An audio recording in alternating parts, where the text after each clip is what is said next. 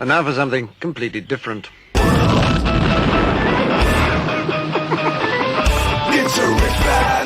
Forget everything you've been told by others before. Get ready for the real deal, the full story. Real talk about money, markets, life. Now, it's The Real Investment Show with Lance Roberts, presented by RIA Advisors.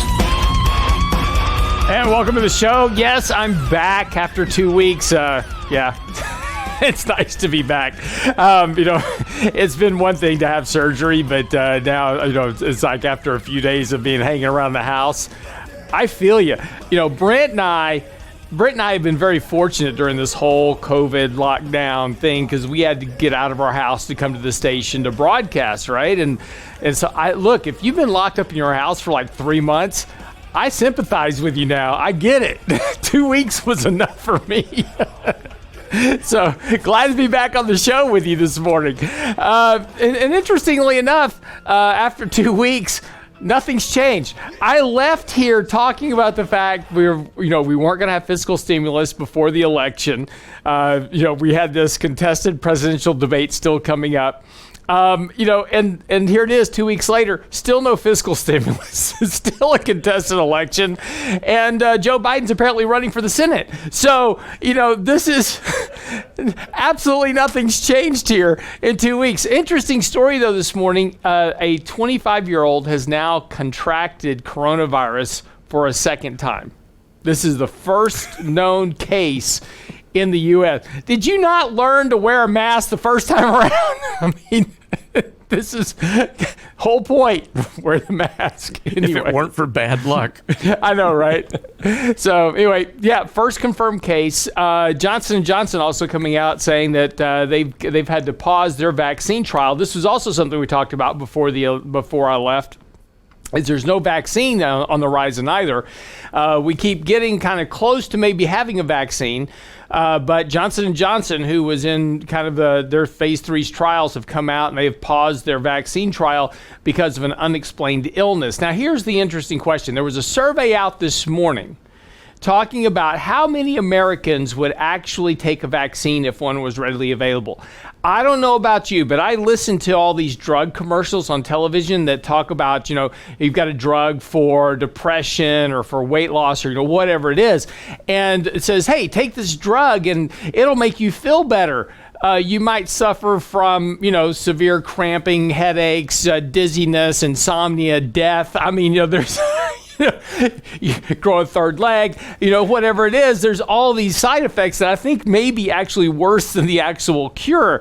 But, this is the thing, how many Americans are really going to rush out there to take a vaccine on something that's been rushed through trial, fast-tracked through the FDA, without the normal processes of what, normally drugs go through that still have these pretty severe side effects. And apparently from taking the poll, not many Americans are. In fact, the number of Americans willing to take a vaccine, if it was readily available today, just hit an all-time low. So, that's just kind of the interesting part of this. Okay, talk a little bit about the markets, though, because the last couple of weeks, honestly, we're back to where it was when I left. So, not much has happened. We talked about just before I left that we were on a money flow sell signal at the time, and that we were likely going to have a correctional process during that period. Well, we actually did correct through that process. We actually triggered a money flow buy signal. We got back onto a buy signal on the MACD side as well, and that's actually led to a nice rally yesterday. And interestingly enough, yesterday was a very, very interesting day because it was a very concentrated rally. The majority of the rise yesterday in the market was in 5 stocks: Facebook, Microsoft, Apple, Amazon, and Google. And that was because of apparently an options short squeeze that was going on. I don't understand it, but that's what was actually happening. There was just a major buyer of stocks having to cover call positions on options. And again, this is something we've talked about here recently, is the extreme speculation in the options market. And options are a great way to leverage investment. So if I want to, instead of buying a stock and spending $1,000 to buy, Amazon, Well, I can use just a fraction of that money to buy the same number of shares using options. Now, options have a tremendous amount of risk, but they also leverage your investment. So one of the favorite trades of this market since the March lows has been people buying call options to leverage their bet on the overall investment process. Well, that actually blew up a little bit yesterday and pushed markets up, and that's a fine thing. We're now getting back towards those previous highs that we were back in September, but yet here we are, with markets back to all-time highs. Basically, corporate profits are going to be 23% lower in this quarter on a year-over-year basis. No vaccine. Potentially a contested election, no fiscal stimulus, which means no fiscal stimulus means no more Fed support, and yet markets are rallying. So the interesting question now is that you kind of have to ask yourself, if you don't have any of these supports, which was the whole story up to this point, right? The whole rally up to this point has been, oh, we're going to get more fiscal stimulus. Oh, that'll give us more QE. Oh, this will help lift stock prices. Well, that's been the story. That's been the rhetoric that's lifted the markets up to this point. But the question is that if you don't get this and markets are still rallying, do we really need to spend another $2 trillion? Put more, and push the government further into government debt, by doing more stimulus, because apparently the market tells you don't need it. Markets are sitting here forecasting both a re-election of the incumbent president, right? Okay, so this is the important thing, is that markets since 1984 have correctly predicted 100% of the outcome of the elections. When the market is positive going into the election, the incumbent was reelected 100% of the time since 1984. We actually talked about this in this past weekend's newsletter. But so right now, the markets are certainly predicting a reelection of President Trump come November. And again, no stimulus, no Fed support. Well, markets are rallying here, telling you that everything's really probably okay. The economy is going to continue to recover regardless, and that markets are still going to be functioning just fine. So do we really need to be doing all of this other stuff? Because the markets are telling us that everything is just fine. Now, whether or not you believe that is a different story, because a lot of this has been driven by liquidity and speculation up to this point, but I'm just telling you that statistically speaking, this is what the market's saying. And yet the narrative on the other side of this coin, of course, is that we are in a recession. We have 40 million people unemployed, and there's a drastic need for more stimulus to households. Question is what's the market saying? So we're going to come back. We got a lot of stuff to get into this morning, so stick around. I'm your host, Lance Roberts. Be sure to buy our website. Our Technically Speaking posted it out this morning as well as our recent newsletter. It's all on the website. I'm your host, Lance Roberts. Don't go away. We'll be right back. Clear, so beat it. Just beat it.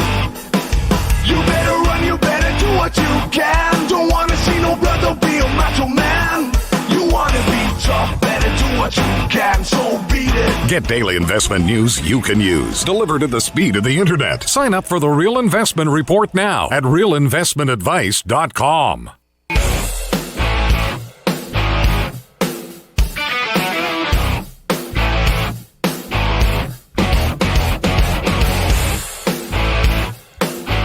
And welcome back this morning. I'm your host, Lance Roberts. It's good to be back. Good to be back this morning. So a couple of things I was just talking about in the last segment is that, if you pay attention just to the stock market, it tells you everything's just fine, right? So the stock market is supposed to be a leading indicator of the economy, and that's true. Go back through history, stock market tends to lead the economy by about 6 months or so. Stock markets are all-time highs. Tells you that basically the economy is recovering. What recession? Don't know. Did we even have one? I don't remember. That's what the market's telling you. But it's an interesting situation because, we're at a time where you have actually a deep economic recession going on. Lots of people are unemployed. Permanent unemployment is rising. Obviously, stress on financial households. Just talking about, this need for more stimulus. And, article out this morning on Reuters. Just desperate Americans hit by pandemic beg Congress to pass relief bill. Very quickly here, eviction moratoriums are going to expire. There's, definitely a problem with incomes. Mortgage foreclosures and defaults are rising. So, there's obviously economic distress. And the government feels that it's its job to make sure and provide this relief to Americans, right? They can't agree on anything, but that's what they believe. Both sides believe we should do stimulus. They just can't agree to what to do, right? This is the problem. Now, whether or not you believe that the government should be giving money to households is really kind of irrelevant to the story. But one of the questions you have to ask is, are we stopping a process? Now, here's the point about this. Are we stopping a process that needs to happen anyway?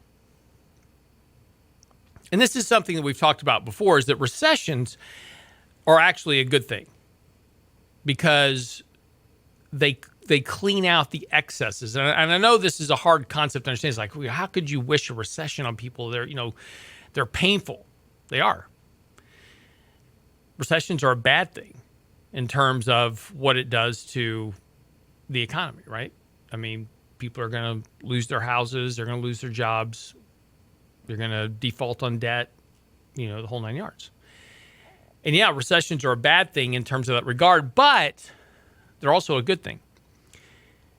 You think about forest fires, right? MIT did a study about forest fires a few years back, and they said that forest fires are actually a very good thing because it over time, a forest, trees die and limbs fall off trees, and the forest floor starts to accumulate this tinder, basically, of dead wood and leaves and limbs and everything else. And a forest fire cleans that out. And the fires actually return nutrients back to the soil. And there's actually plants that thrive off of forest fires.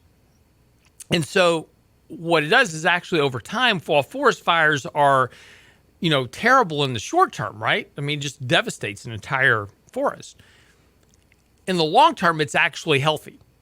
It's kind of like the same idea of, culling, going out and culling herds of,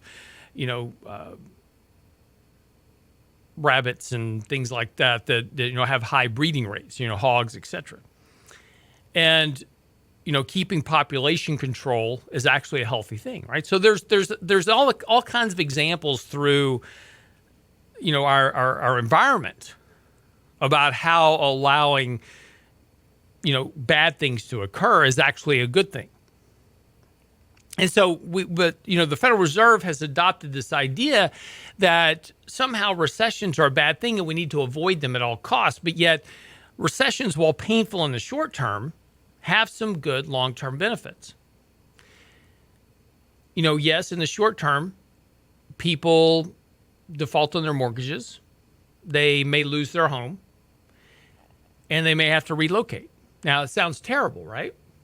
But in 2008, this was one of the big problems, is that people had gotten into houses they couldn't afford.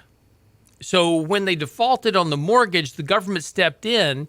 Now, they've lost their job. They don't have any place to work. They have no income, so they default on their mortgage, which was inevitably going to happen anyway because they bought a house they couldn't afford to begin with, right? They were all living one paycheck to one paycheck, and it only took some type of disruption before they were going to default on the mortgage anyway. So the financial crisis and the job loss led to that default, right? So that's a terrible thing.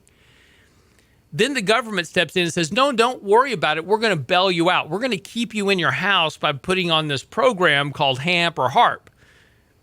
Well, now the problem is that the people had lost their job. They were in their house. Yes, they got their house refinanced, which they couldn't afford to begin with. But now they were locked in the house and they couldn't move to some other area of the country where they could have gotten a job.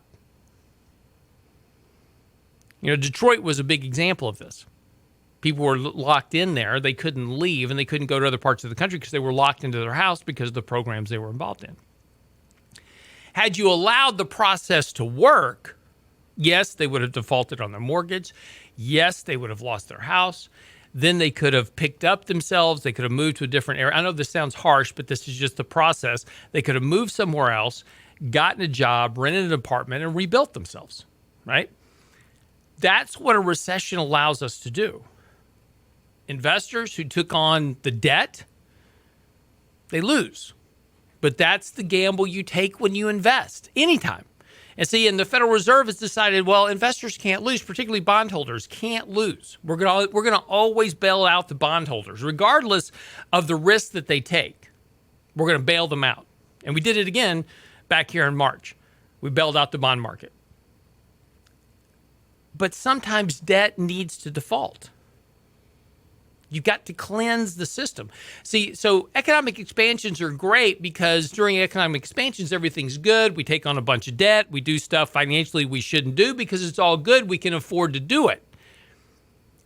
What recessions do is remove those excesses, and it allows the economy, like a forest fire, to rebuild itself. A leaner, cleaner version, so to speak. But we decided not to allow those processes to occur. And what we do now, and this is the great example with California, right? So, and if you're listening, you're in California, don't be upset. I'm just about to say something.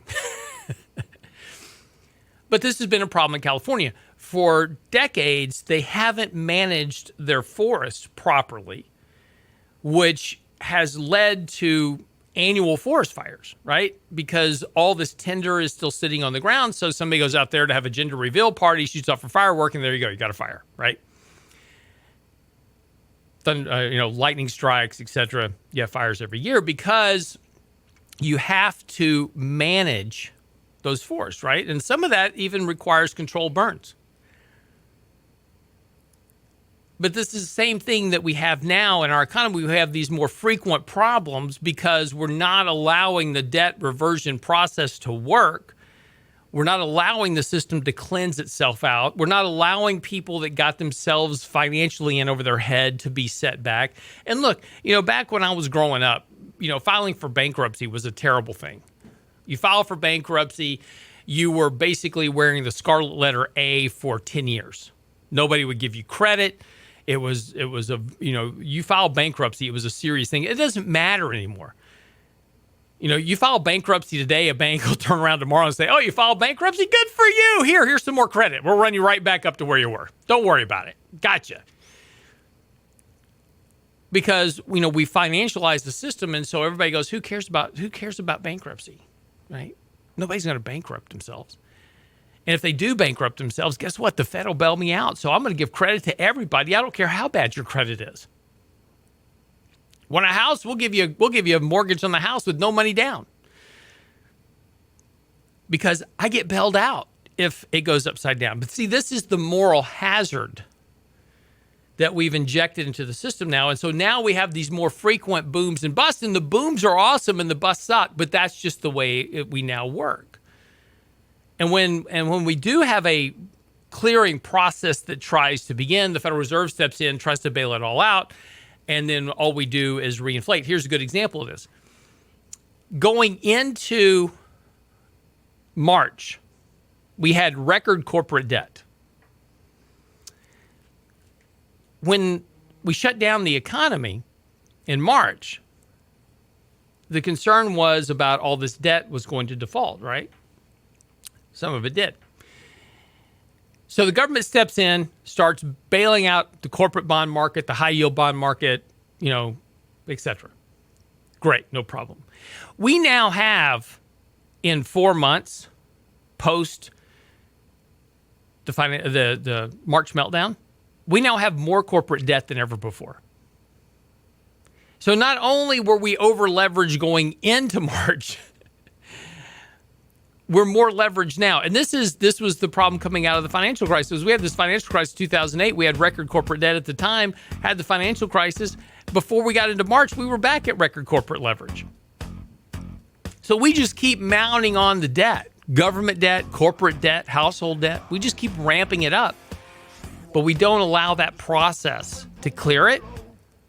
And if we allowed it to clear, if we allowed the recession process to take hold and do its normal job of cleansing the system of excess, you know what you get? Better economic growth for everybody, not just for the top 10%. Be right back. Another one bites the dust. Another one gone, and another one gone. Another one bites the dust. Hey, I'm gonna get you too. Another one bites the dust. Real Investment Show podcasts are now available on iTunes. Listen anyplace, anytime at iTunes.com. Come and shake your body, baby, do the conga. No, you can't control yourself any longer. Come and shake your body, baby, do the conga. No, you can't control yourself any longer.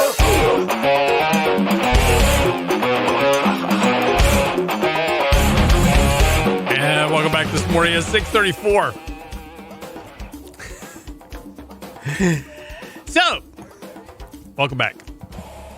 So we're just talking a little bit a second ago, kind of, about the debt and letting recessions happen. I know that's a hard pill to swallow, right? Nobody wishes ill on anybody else. I mean, nobody wants, people to be out of work or to lose their house. This is a terrible thing. Terrible thing.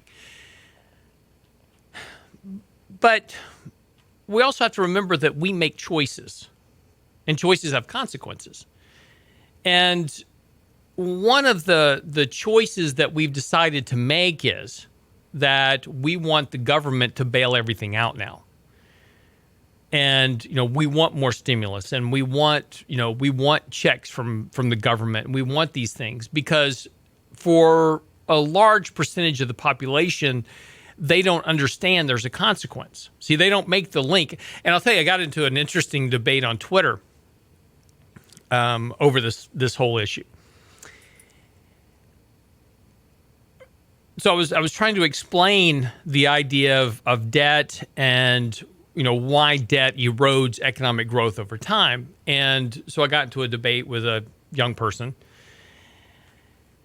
and it was something that they could not grasp, right? So they're complaining about the fact that they have a tough time, getting a high-paying job, that the cost of living is too high, cost of healthcare is too high, blah, blah, blah. And, cost of rent's too much, and they're living paycheck to paycheck, and it sucks, and that's, and the government should do more, right? They apparently had a bunch of student loan debt, so the government should get rid of that for them.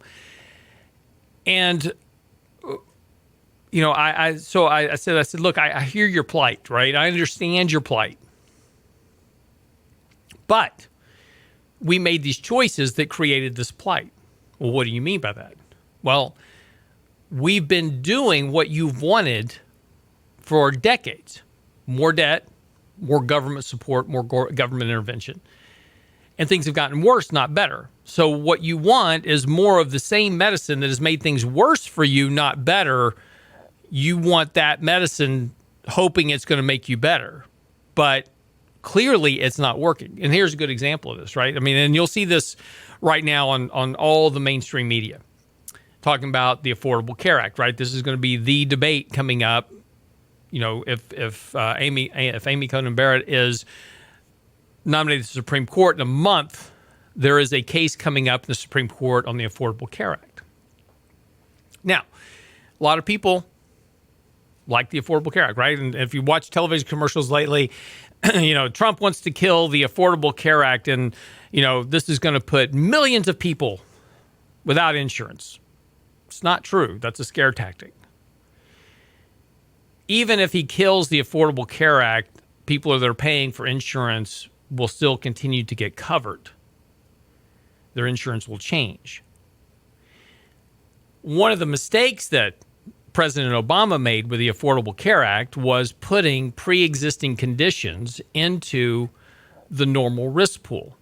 Now, if you don't understand this, this is the whole problem with why your healthcare costs are so high. Insurance is a risk pool. Insurance was started back hundreds of years ago to cover shipments of goods. And what merchants would do is they would take out insurance on a shipment of goods on a ship because ships had this really nasty habit of being swallowed by sea monsters and going down in the middle of the ocean, and the merchandise not making it to its destination. I mean, these are old wooden sailing ships, so they sank all the time. And so insurance was taken out to insure the cargo. A lot of times the cargo would make it, so the premium that was paid in to cover that cargo was kept by the insurance company.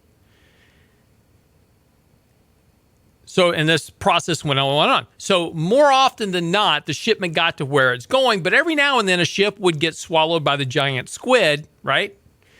And the insurance company would have to reach into that pool of money that they had been collecting on insurance that they didn't have to pay out on. They have to pay out on it. Okay, that's insurance. So it's a risk pool. You pay for risk. The way insurance worked previously, and the reason that healthcare costs weren't as high as they were previously prior to 2009, was because the risk pool was healthy people. And this is the way insurance works. We have a pool of people that are all paying into a pool of money, and nobody's sick. And this may go on for years. And so the insurance company is raking in all this money, right? And because they're bringing in so much money but not having to pay out, your premium's not very high, right? You're paying a little bit for the potential risk that you might get sick down the road. So the insurance company's bringing in this money, these small premiums, but it adds up over time. And then eventually somebody in that pool comes down with cancer. And there's $1 million payout to cure that cancer, whatever it is. That's okay, though, because the pool, that's what the pool was for. It was accumulating money over time to pay out for this potential catastrophic incident that eventually occurred in the pool. The problem with the Affordable Care Act is that you took sick people and put them into the same pool.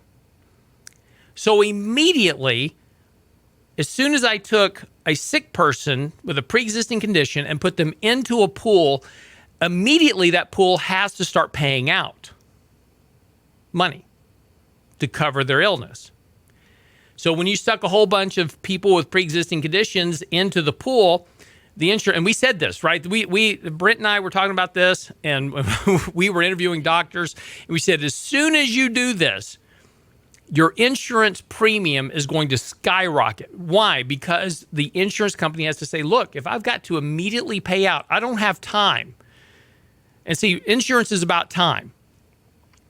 How long is it going to be if I start collecting a small premium? Say I'm going to pay in $100 a month, $1,200 a year for my insurance.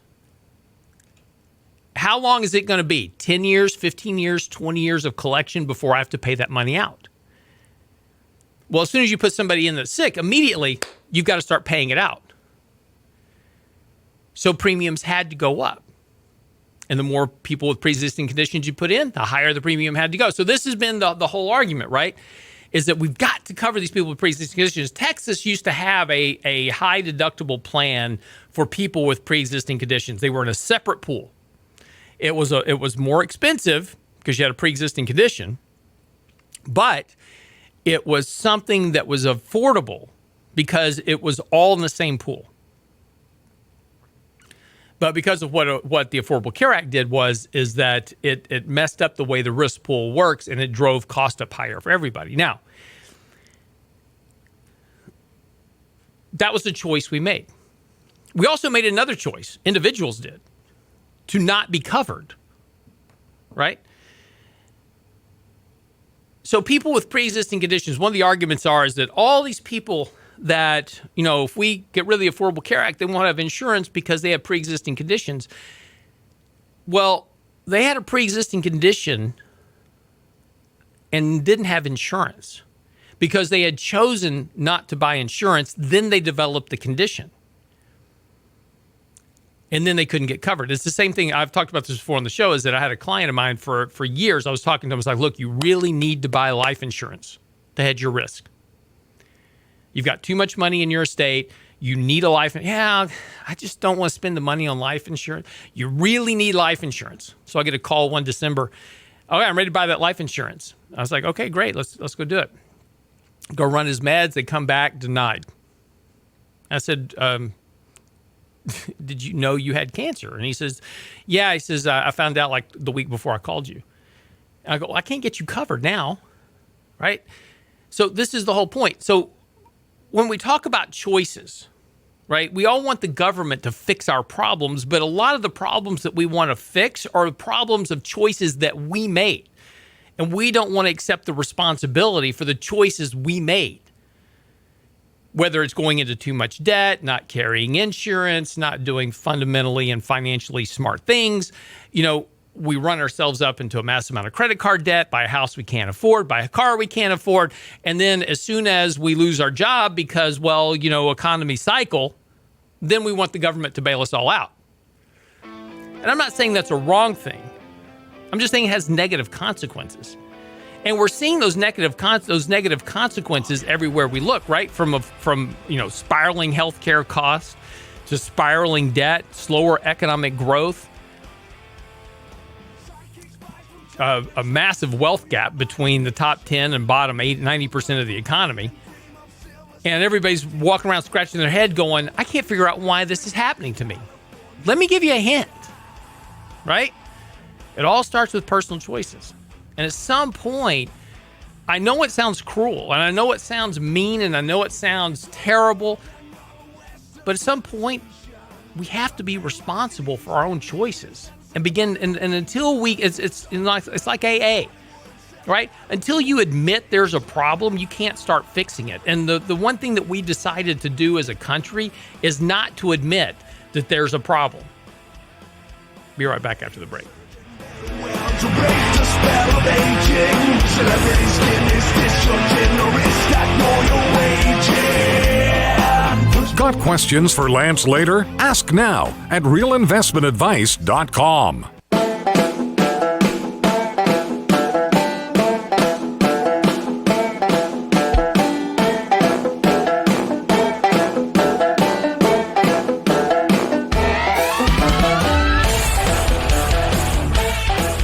Welcome back. Well, we are swinging into earnings season today. JP Morgan out this morning, as well as Johnson & Johnson and other BlackRock as well. BlackRock blew the doors off of their revenue numbers.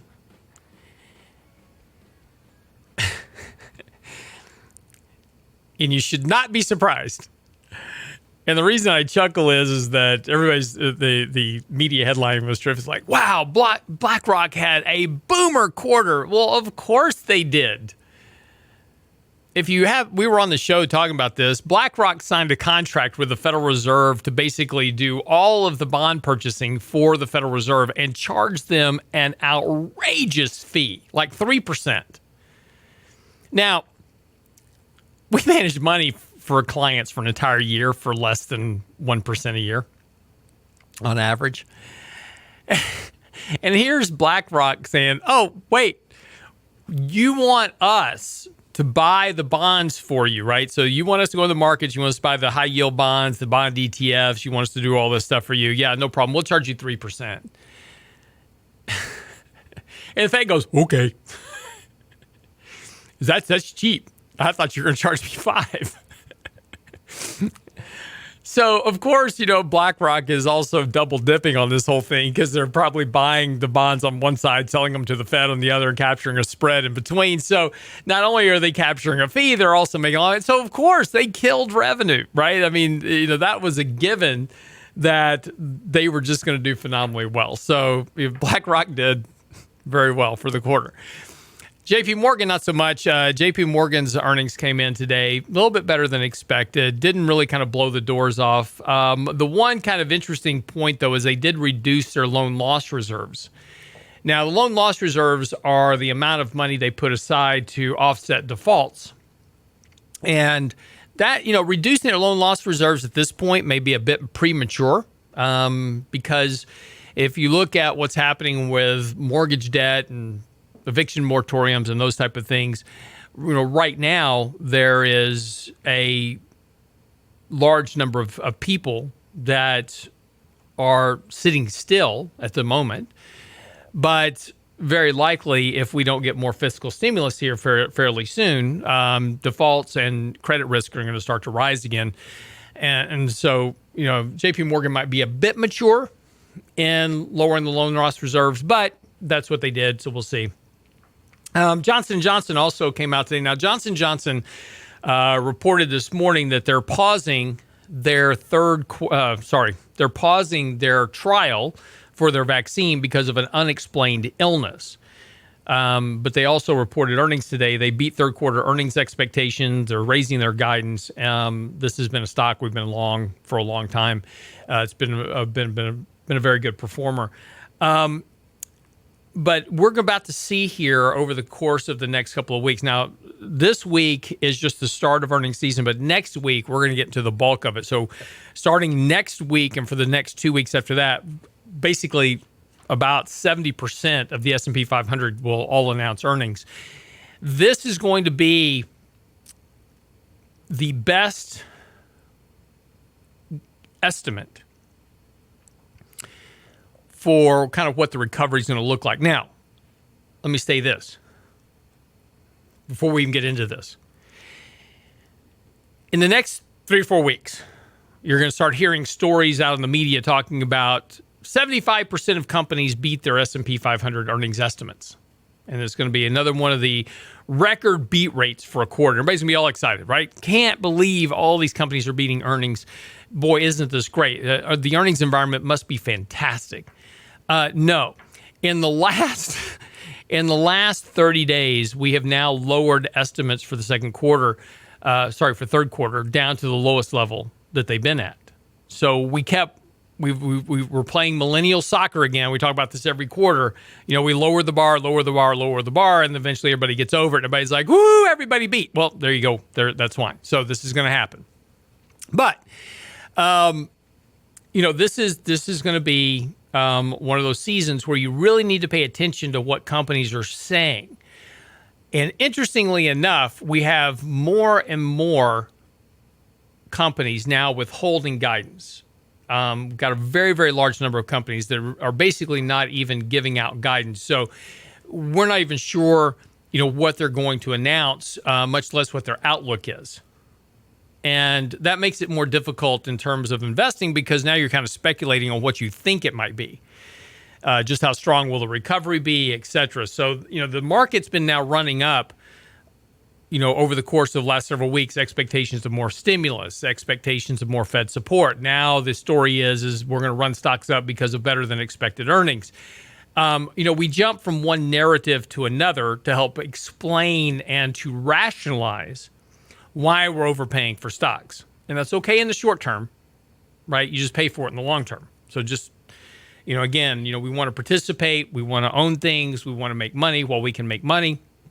But just understand there's an inherent risk because earnings are still declining. The fourth quarter earnings are even going to be lower than third quarter earnings on a total reported basis. So, we're still in that process. We're still in the recessionary process of earnings reversion, corporate profit reversion, corporate profits. Now, here's the interesting side of this too, right? So stocks are basically sitting at all-time highs. Corporate profits are 23% lower than they were a year ago. Warren Buffett once said, price is what you pay, value is what you get. And that's kind of where we are in the market today, right? We're really stretching the value of what we're paying for stocks in order to be in the stock market. And again, you need to be invested because the markets are going up. And so this is the challenging part. It's put your hand on the table. You may get it cut off, but as long as your hand's on the table, you could play the game, right? And this is like poker. I've got to keep betting because, as long as I'm winning, I got to keep playing. Eventually you lose, but, hopefully the loss just won't be that great, right? Unfortunately, it usually is, but we all hope it's different next time. But just understand this, that, we're really pushing kind of limits of valuation.